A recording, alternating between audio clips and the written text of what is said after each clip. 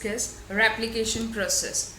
Replication is a process in which DNA copies itself, means through DNA it produces a newer copy of DNA. Why this is needed?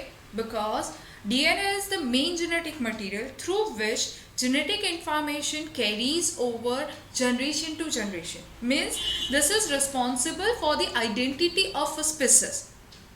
Right? Ultimately, DNA is a reserve bank of genetic information, means it is a memory bank which preserves the identity of species. Right? So how we can carry this information? That is from DNA to RNA and from RNA to protein. When DNA to RNA is synthesized, so that process is transcription. And if through RNA, if protein is going to synthesize, that process is known as translation process. Now ultimately, what is replication? DNA is a genetic material when cell divides. So ultimately, a newer cell, or we can say daughter cell, which receives identical copy of genetic information from parent cell. How? Because when a cell divides, a DNA copies itself and produces two identical daughter molecules. How? See, in this parent DNA cell, one strand is blue line and other strand is green line.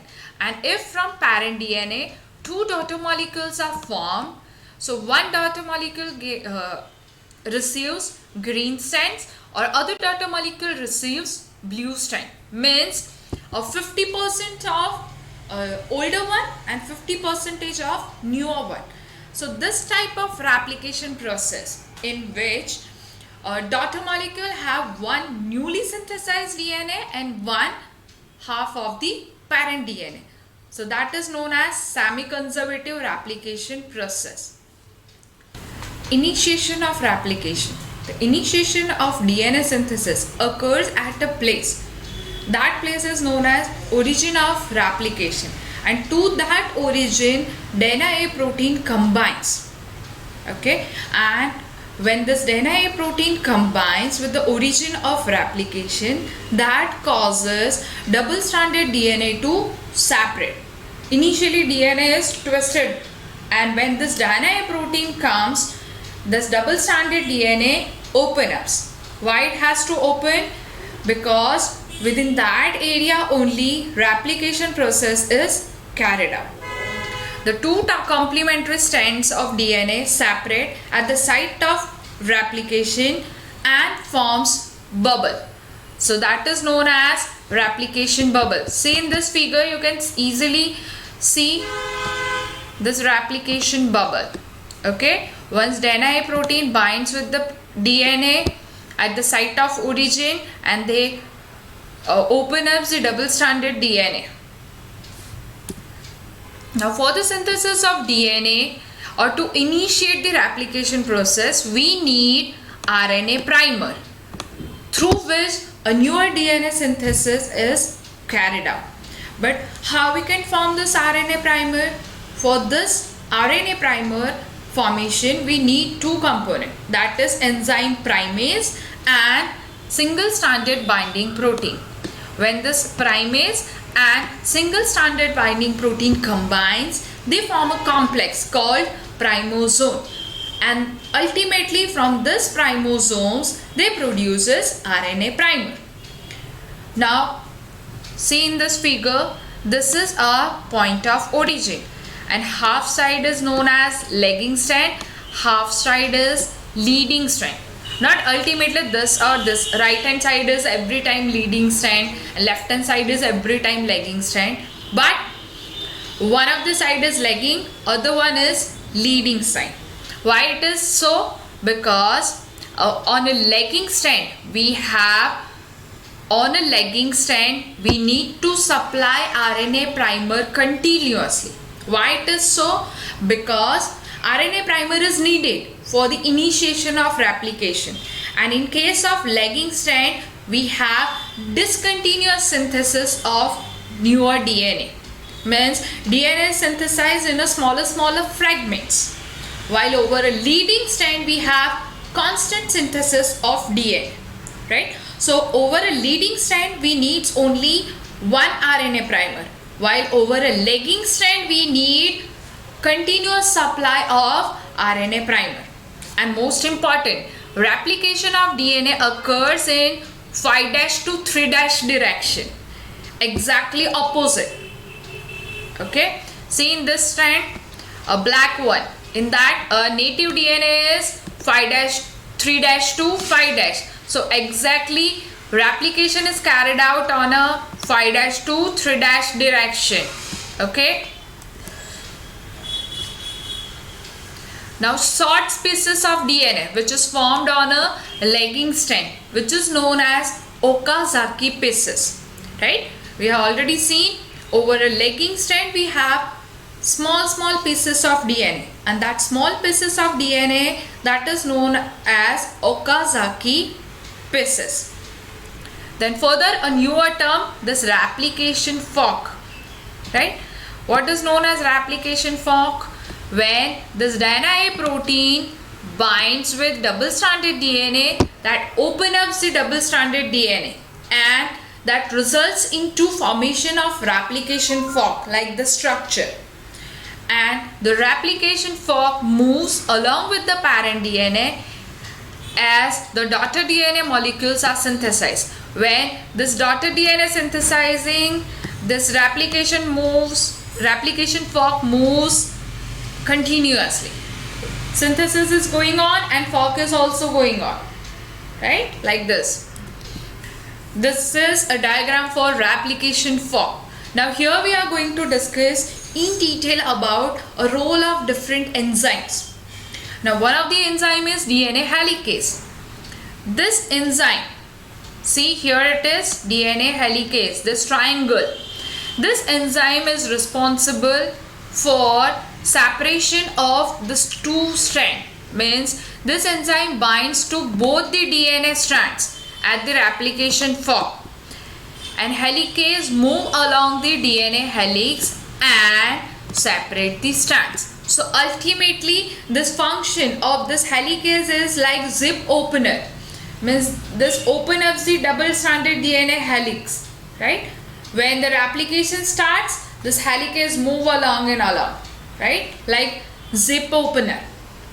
Next, single stranded binding proteins, they are also known as DNA helix destabilizing protein, means they causes destabilization of DNA helix. Ultimately DNA is twisted around.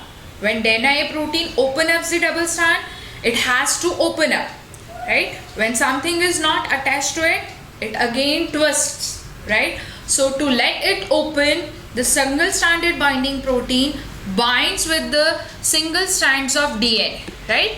Ultimately, see this three triangles, that is known as single stranded binding proteins, and that allows this double stranded DNA to open up, which is separated by helicase enzyme.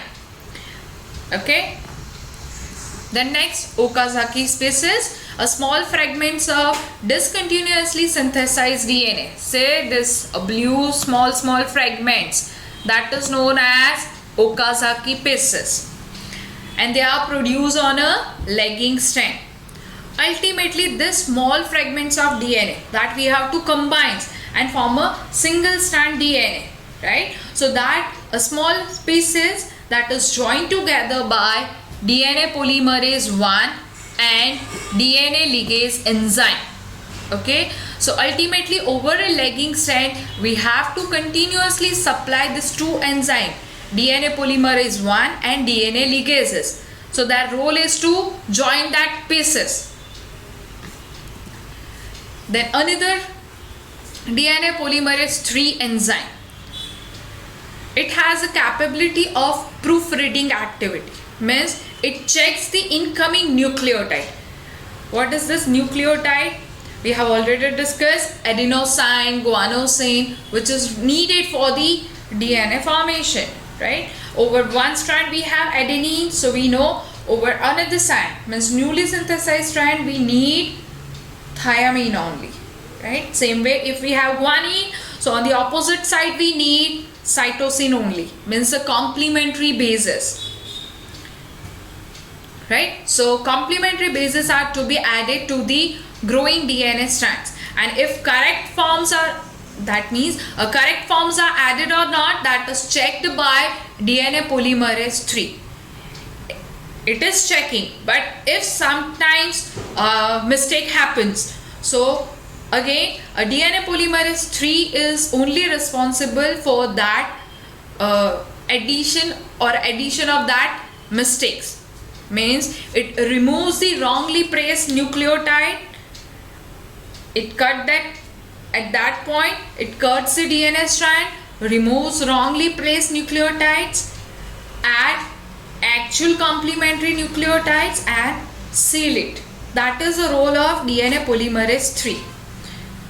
DNA polymerase 1, apart from joining of the small pieces of DNA, newly synthesized DNA polymerase 1 that catalyzes the synthesis of fragments of DNA.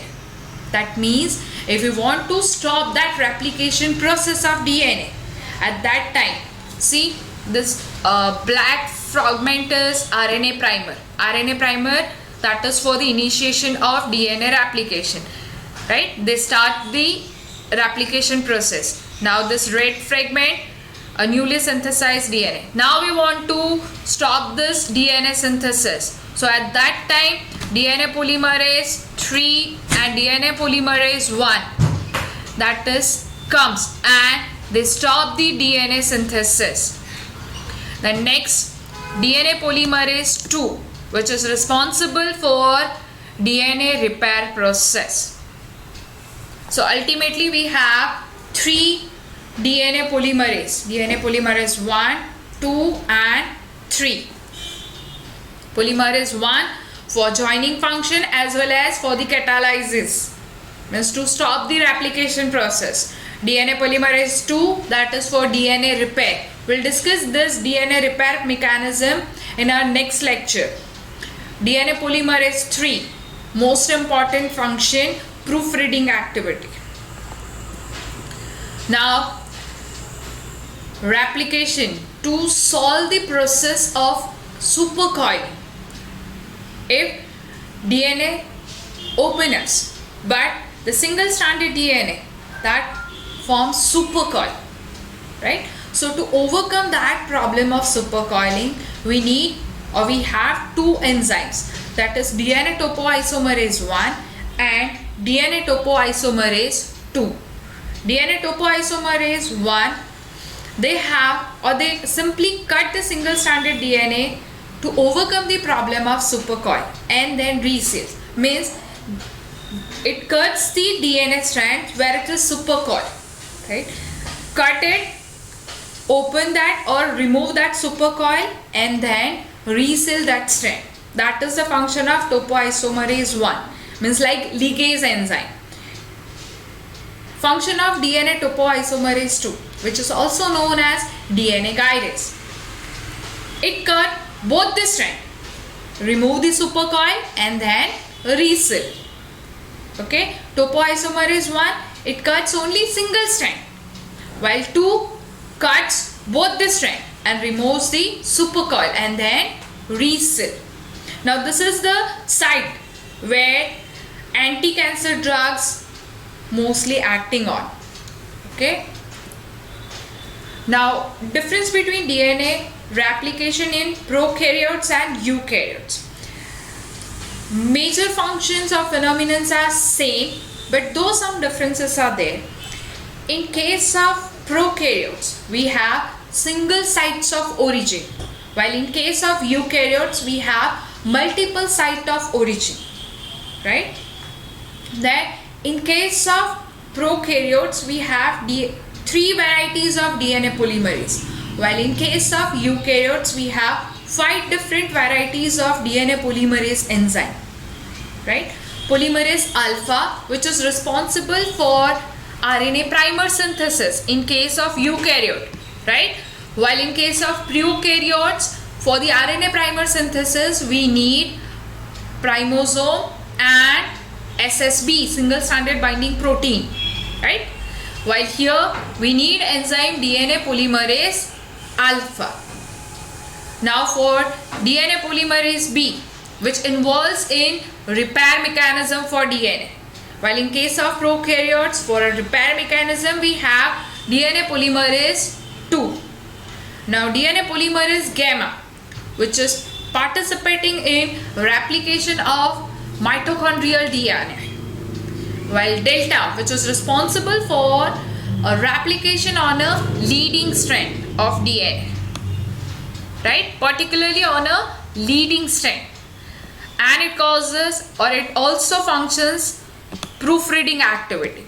While in case of prokaryotes, for a proofreading activity we have DNA polymerase 3. Now again sigma, which is also involved in DNA synthesis on lagging strand and proofreading function. Okay, so this is the role of various DNA polymerase in eukaryotes. Now that is all about replication process. Now this is FAQs from this section. They'll ask you in detail about replication of DNA in prokaryotes, or they'll simply ask you one line questions or explain the role of this enzyme during replication process, or else they ask you a differentiate process, replication process in prokaryotes and eukaryotes. So, okay, thank you everyone. Hope you enjoy this lecture. If you have any query, you can comment below the lecture.